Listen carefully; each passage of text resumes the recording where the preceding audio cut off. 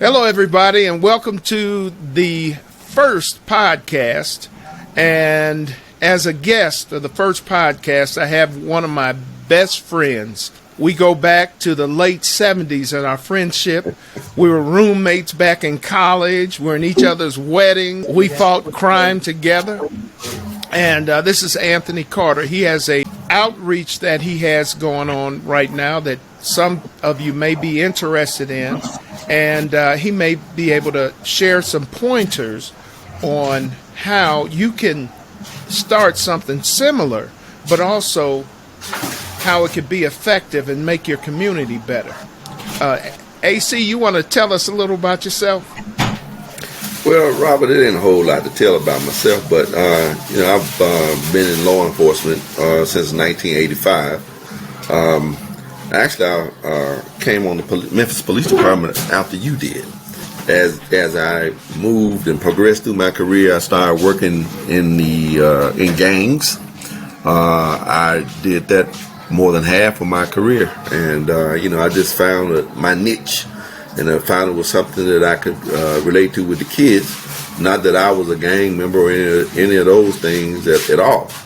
Growing up in the neighborhood, you had students, kids, classmates, peers, whatever you want to call them, that ventured into different things.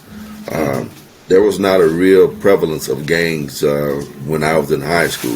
We had some of the little groups that were around, basically come and terrorize you on the last day of school, but that was the extent of what we had. We had the same thing.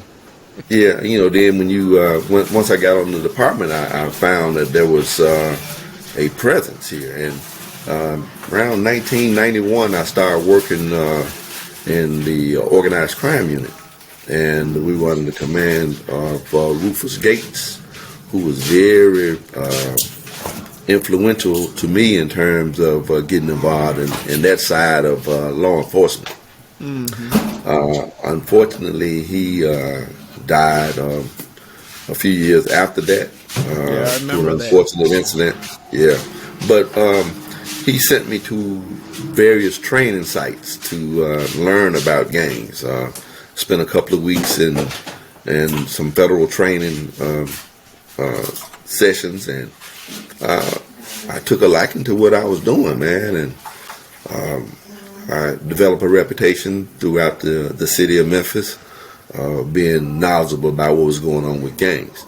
And how I gained all that knowledge was basically getting out there and interacting with criminals, talking to kids, going to different trainings, reading a lot. And I developed a niche for what I was trying to do. And I found it was something that I really enjoyed. And through the years, it just manifested itself.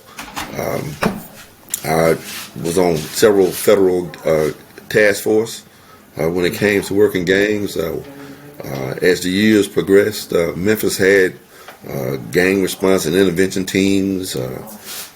We evolved to different organizations, jurisdictional type stuff. As I came toward the end of my career, we developed a multi-agency gang unit that we went out to California and kind of actually Fresno, California, and just went out and observed how they were going to use their multi-agency gang unit, and then we tried to take some of those things back to Memphis and modify what we were doing as to what they had. And I stayed in there for a brief period of time, and I actually retired from the Memphis Police Department in 2016. Okay, 2015, I started. Let me ask you a question. How effective, because I did undercover out in Fresno, and it was kind of mind-blowing to see how their gangs were and how many there were.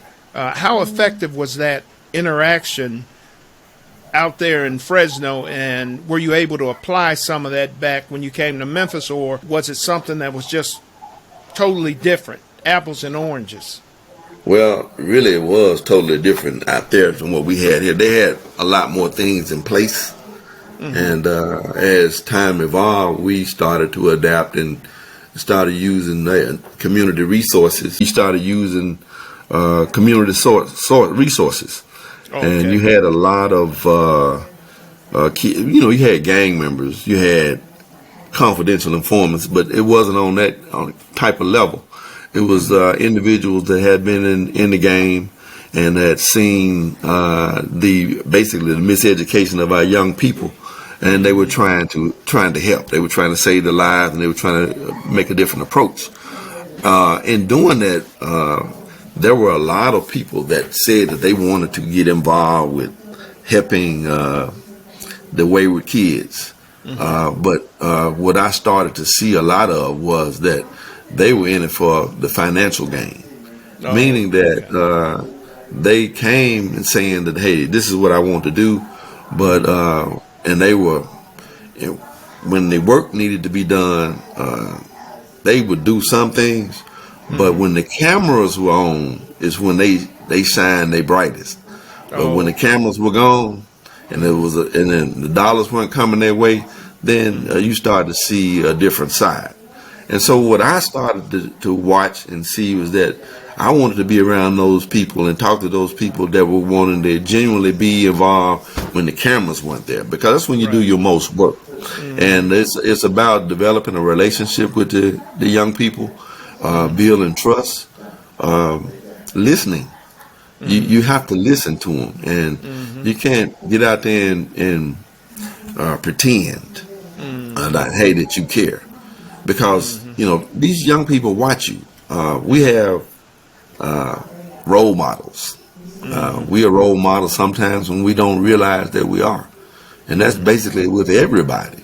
If I'm out there and I'm doing some things that are contradictory to what I'm trying to push towards them, they're gonna look at me and say, "Mr. Carter, why you do that? And you don't want us to do it." Or I gave you an example. You have in the school system, or you have in the community, you have someone to say something derogatory about the kids, like they can't hear you. Right. Well, it's in their mind now. I heard what you said. So, are you really and truly interested in trying to help me, or as one of the kids says today, you capping? I mean, are you pretending? so I'm glad for the explanation. I've heard that before, and not necessarily towards me, but I just didn't know what it meant. Yeah, and and they have the language of their own. And what I found is that I really enjoy working with the kids, man. It's something that you gotta want to do. Everybody can't do it. It's not for everybody. But throughout my career, I've gotten involved with that, and I liken it to being my ministry. I'm a deacon at my church, and I would do a lot of work with the youth. But this is a thankless job. But the people that you can affect, when you starting to get through to some of them, and just by the conversation. Some days I walk into school, man, it's like, "Mr. Carter, you going to get with me today?" And that does something to you. On the other hand, when you say, "Mr. Carter, you didn't come today. We were expecting you," and they get in trouble. And, it touches you, man, when you see that. And if you have a motivation to do it and it's pure, then, man, it works out. It's a good situation to be in. And as adults and older people, there is a tendency to forget that not only are these younger people, but they are very perceptive. So they can understand the love that you radiate and the care that you give, other than something that's just superficial, like you had mentioned some of the other people that you got involved with.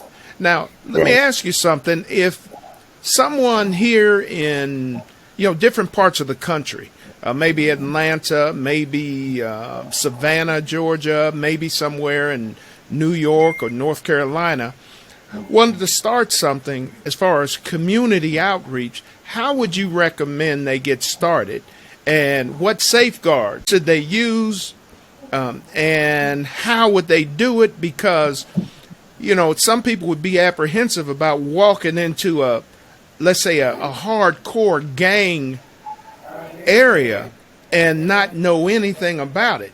How would they, what would be step one? And if you would, just kind of walk us through it. I would say the first thing that you need to do is learn what's in your neighborhood. Okay. You can't as a stranger come into a neighborhood and expect the citizens in that community to just openly take to you. You have to show them something. You have to form some alliances with law enforcement, with the community activists in the community that have gained some trust and get an introduction. I can't just walk into a school and just say, hey, I am who I am and you should talk to me, you should trust me. It's a process. It's about building relationships. But in terms of just starting a program, you need to have some contacts within the community that can run interference for you to get you out there, and people that can vouch for you and say, hey, this is a righteous person. He ain't just on the take. He ain't just trying to take advantage. Because if you go in there like that and nobody knows you, it's just like being a rival. It's just like doing undercover work. You go in and you want to act like you know everybody knows you, and they're going to trust you. They're like, dude, I don't know you. Man, who are you? You got to prove yourself to me, and they're going to put you to the test. But it's just basically just going out, man, and getting to know what's in your community and trying to relate to them. Now, what kind of resources would you recommend? Would you recommend a police department or a church or some kind of community activist or going to a boys and girls club, or what resources would you recommend? Let's say a combination. Okay, go ahead. I'm listening. A combination of all of those. You need the law enforcement. You need the church. Church is going to be very crucial because they drive a lot about what's going on. A lot of the credibility come from the churches. Unfortunately, in this day and time, everybody doesn't trust law enforcement.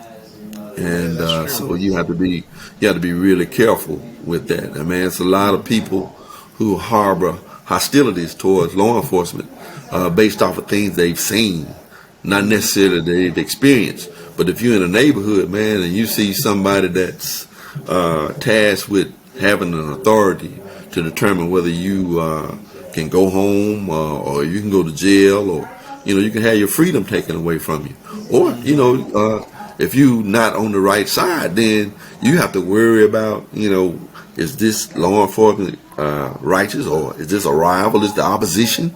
You have to worry about all those different things, man. And so you have to prove yourself, and it's a process, and it's called building a relationship. Okay. Now, and in building that relationship, which means you have to go in there and immerse yourself. But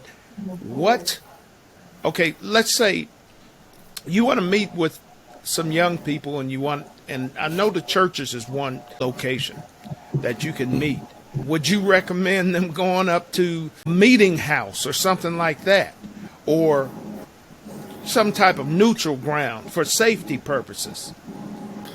Actually, I would say neutral. You can go to the church. Generally, the church is a safe haven. Okay. And then you won't do it in just a huge group. You start with a small number and build. And word of mouth, interactions with the people that you're targeting. Word of mouth. Hey, man, Mr. Carter, he cool, man. He's straight. We need to come as a group and just sit down and talk to him, man. He can help you out a lot. And you bring about a good point, because years ago, and I'm going to have someone on later. He heads a program called Man to Man, and we had something similar called Man to Man, and it was something put together by a local attorney here in Atlanta that her name was Sheila Arnhem, and she had been seeing young students getting into the criminal justice system at early ages, and not just state, but also federal, involving firearms.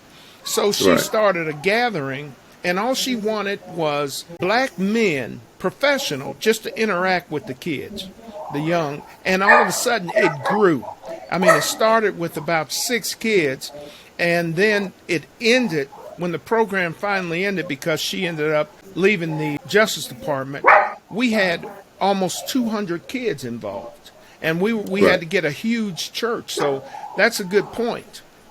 Let me ask you something else. If you were able to go back in time and talk to your younger self, what kind of advice would you give yourself? Be more trusting. That's one. Be more trusting. Yeah, and if you were more trusting, you were more open about the things that were going on in your life, some of the things that you experienced as a young person, you may not necessarily have had to experience those things because you were able to listen to an older person who's been around, who can provide you with information that will be very useful. But when we were teenagers, man, seniors, high school, early college years, man, we ain't trying to talk to anybody and try to let anybody know our innermost. So, and that's just the way it is, man. You're not going to do that. But I would go back and I would. With you, somebody tell you don't touch that. You the one that had to find out fat meat is greasy, huh? Not in all cases. But I was that guy. I was that guy that, man, I'm not gonna tell you anything about me, so you can take it and use it against me. That's where I'm going with it. I was very guarded about what I would let out. And even when we were roommates in college, man, there were certain things we weren't discussing with anybody outside of our dorm room. Yeah, that's true. And, that's true. So that's a defense mechanism that we all are born with, and we just, man, you got some people that just ain't gonna do it. You have some of those who are blessed enough to be open, that hey, I can express how I'm feeling, and I don't have any shame about it. But to be real with you, man, a lot of us not very sure about what we're doing, and because we aren't, we just not gonna say. We'd rather be quiet and just go through the process and learn it on our own. But speaking of that, what from 5 years from now, what do you project you'll be doing 5 years from now? Living a blissful, happy life. Moving towards retirement, staying involved with my church, and continuing to work with young people. Okay, well, good. Now, let me ask you, if there's someone out there that wants to start a program and would like to talk with you firsthand, is there an email, or you on Twitter, Facebook, or something like that they can contact you with, so that you can provide them with some professional advice? Because as we see what's happening now nationwide, all around this country, there's a proliferation of firearms. Kids seem to be hopeless, and violence and teen suicide, and as adults and leaders in these various communities, some people may feel frozen and don't know what to do. And if they want to reach out to you, how do they reach out to you to get them going on some things? Well, I have a personal email. It's atcarter27@gmail.com. Okay, all right. And that's how you reach me. But as far as Facebook, I monitor Facebook, but I'm not really active on doing a lot of stuff on Facebook or Twitter, for that matter. Okay. Well, AC, I appreciate you joining us and providing your information. Let me ask you something. I'm going to make it a practice to ask each guest, what is your favorite scripture? Do all things all things through Christ who strengthens me.